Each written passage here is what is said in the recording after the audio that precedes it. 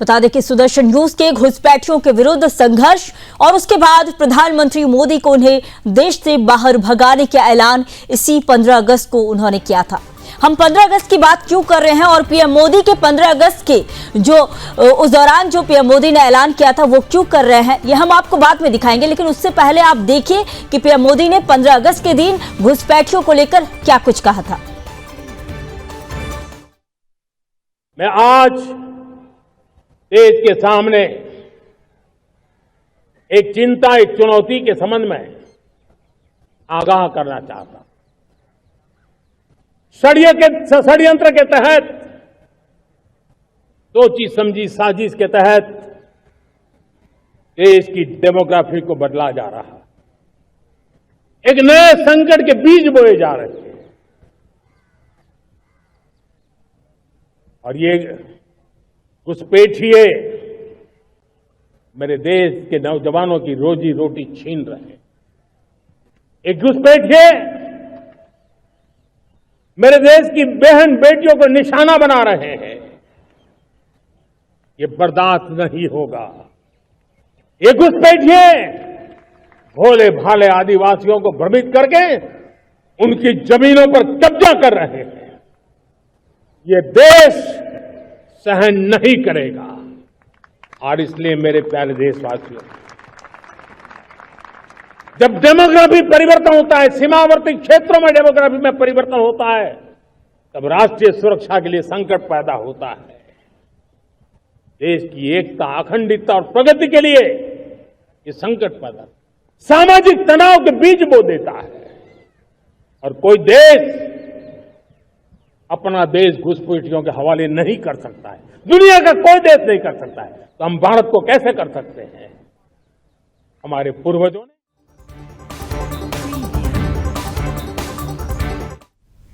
तो पीएम मोदी ने साफ कहा, घुसपैठिए अब बर्दाश्त नहीं किए जाएंगे। और इसी को लेकर, घुसपैठियों को लेकर, हमारे चैनल के प्रधान संपादक डॉक्टर धर्मयोद्धा डॉक्टर सुरेश चौहान जी ने क्या कुछ कहा था, वो भी आइए आपको सुनाते हैं। प्रधानमंत्री नरेंद्र मोदी जी ने लाल किले से ये कहा कि देश की डेमोग्राफी अर्थात हिंदू मुस्लिम अनुपात को देश के कई क्षेत्र में षड्यंत्र पूर्वक बदला जा रहा है। मैं इसी बात को पिछले 22 वर्षों से कह रहा हूं और 2017 में हमने आंदोलन चालू किया। 18 में पूरे भारत की भारत बचाओ यात्रा करके जनसंख्या नियंत्रण कानून की मांग की, वो इसी संतुलन के लिए की थी।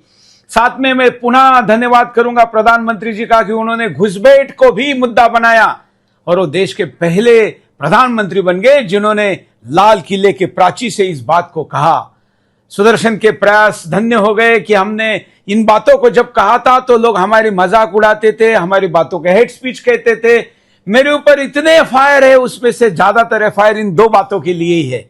लेकिन देश के प्रधानमंत्री जब देशभक्त होते हैं और वास्तव में अपने राज सत्ता की भूमिका निभाना चाहते हैं तो फिर ऐसे मुद्दे पर बोलते ही है और वो बोले हैं। इसलिए मैं सुदर्शन के करोड़ों को दर्शकों की तरफ से और पूरे हिंदुस्तानियों से जो इस देश को वास्तविक चरित्र को बचाना चाहते हैं, उन सभी की तरफ से प्रधानमंत्री नरेंद्र मोदी जी का कोटि कोटि धन्यवाद व्यक्त करता हूं और वचन देता हूं कि इन प्रयासों में आपकी तरफ से जो भी गतिविधि की जाएगी उन सभी में हम अपनी प्राण की बाजी लगाकर आपके साथ लड़ेंगे।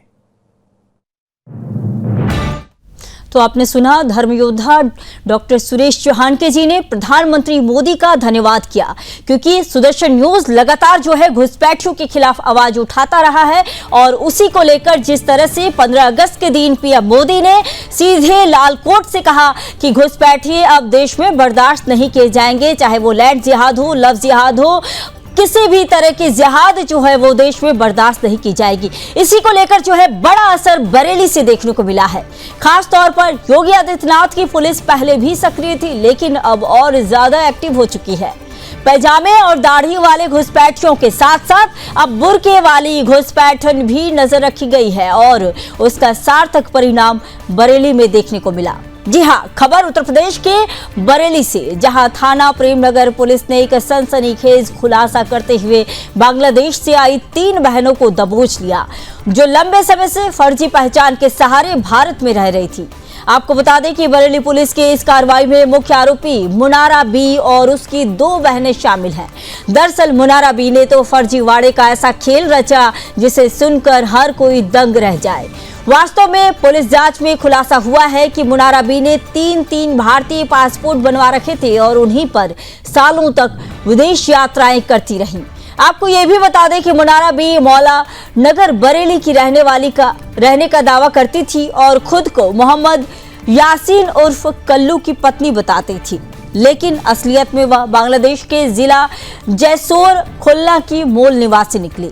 दरअसल भारत में घुसने के बाद मुनारा बी ने सबसे पहले साल 2011 में अपना पासपोर्ट बनवाया। इसके बाद 2012 में उसने अपने ही बहन के नाम से दूसरा पासपोर्ट निकलवाया। चालाकी देखिए कि इस पासपोर्ट पर फोटो खुद की लगाई गई, लेकिन नाम और पति का नाम बहन सायरा बानो का लिखा गया। आपकी जानकारी के लिए भी बता दें कि इस फर्जी पासपोर्ट का इस्तेमाल करते हुए मुनारा बी ने कई बार बांग्लादेश, दुबई और दूसरे देशों की यात्राएं भी की और जब पासपोर्ट की अवधि खत्म हुई तो उसने फिर से कुवैत स्थित भारतीय दूतावास से तीसरा पासपोर्ट बनवा लिया। फिलहाल बरेली पुलिस ने मुनारा बी की दोनों बहनों को भी गिरफ्तार कर लिया है। इनमें पहली बहन सायरा बानो पत्नी ताजुद्दीन और दूसरी बहन तस्लीमा पत्नी शमशाद शामिल है। दोनों हाफिजगंज बरेली की निवासी बताई जाती है और दोनों भी फर्जी पहचान बनाकर भारत में रह रही थी। पुलिस की जांच में सामने आया है कि ये तीनों सिर्फ अकेले नहीं है, बल्कि इनके पीछे एक बड़ा नेटवर्क काम कर रहा है।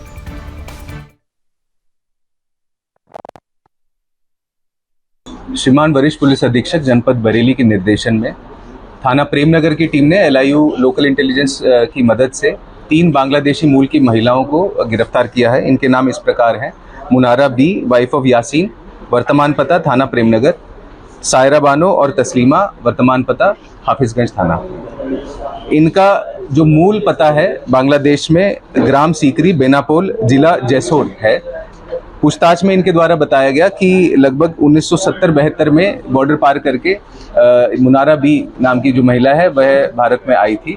उसके उपरांत इसकी दोनों बहनें तस्लीमा और सायरा, ये दोनों भी भारत आई। ज़्यादातर जीवन मुनारा का बरेली में ही बीता है। यहाँ पर इसने शादी करी, इसके 4 बच्चे हैं। इस महिला ने अपनी नागरिकता छुपाई और फर्जी तरीके से 2 पासपोर्ट इसने बनाए। पहला पासपोर्ट 2011 में इसने अपने नाम से बनाया और दूसरा पासपोर्ट इसने अपनी बहन के नाम से और अपनी फोटो लगाते हुए, अपना थंब इम्प्रिंट लगाते हुए इसने दूसरा पासपोर्ट 2012 में बनाया।